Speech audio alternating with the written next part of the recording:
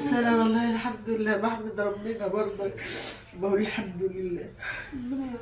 بقول الحمد لله خير. يمكن قعدته هناك فيها خير ليه. يمكن لو كان أحسن ما كان يجرى له أي حاجة.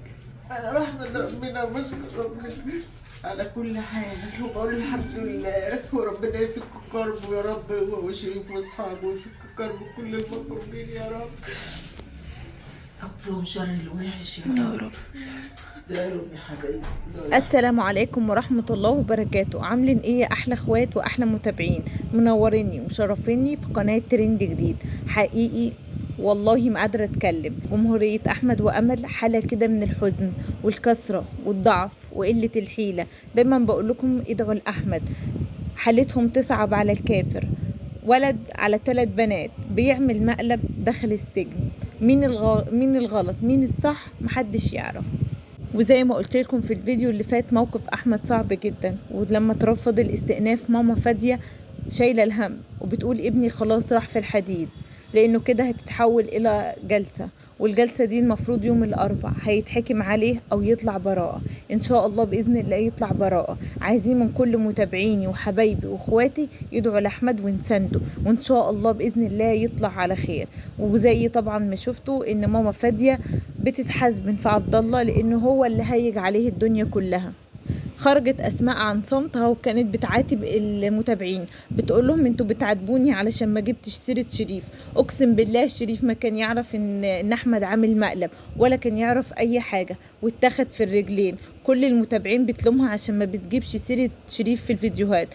ده جوزي، وكمان احمد ده اخويا، يا ريت محدش يلومني على اي حاجه. يا رب اللي يجي على اخويا حسبي الله ونعم الوكيل فيه، ينتقم منه ربنا اشد انتقام. اللي يجي عليك يا احمد ينتقم منه اشد انتقام، بحق ما انت عن الشده اللي احنا فيها يا رب. منك لله يا عبد الله، فضحت ابني وشهرت بيه.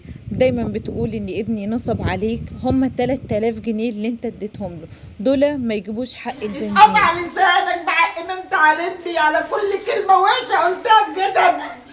وطبعا الناس المحترمين اللي دافعوا عن احمد ربنا ما يوقعكم في دي ابدا ابدا يا رب، وربنا ما يكتبش عليكم اي حاجة وحشة، وربنا يسعدكم. ده الموقف ده كشف لنا ناس كتير، كشف الخاين وكشف الناس اللي فعلا محترمة.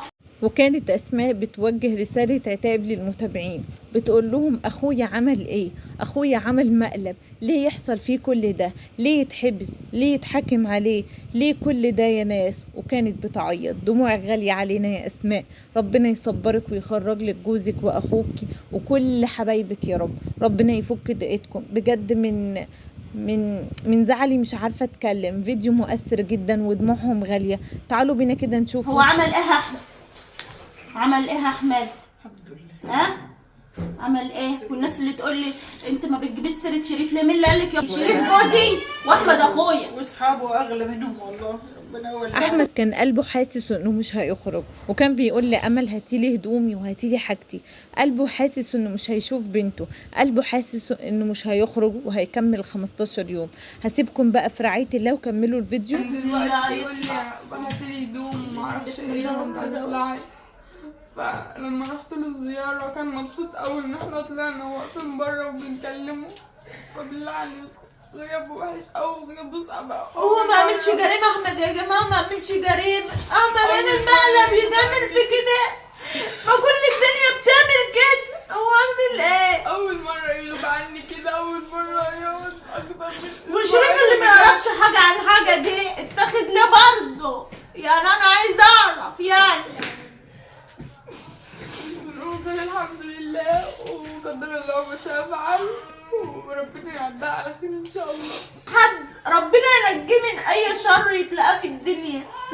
مفيش حد ما بيعديش عليه كرب، واحنا اول مره في حياتنا نتحط في موقف زي ده. احنا لا بتوع سجون ولا بتوع مش عارفه ايه، احنا ناس في حالنا مالناش دعوه بالكلام ده، وعمرنا ما اتحطينا في مواقف زي ده قبل كده اصلا. ولا نثبت حد ولا اتحكم علينا ولا خدنا ابننا وطفشنا بيه ولا عملنا اي حاجه وحشه. ابني الناس اللي نفسها تتسجن يعني يا اخويا يتسجن كده زي ما زي بلاش يعني اقول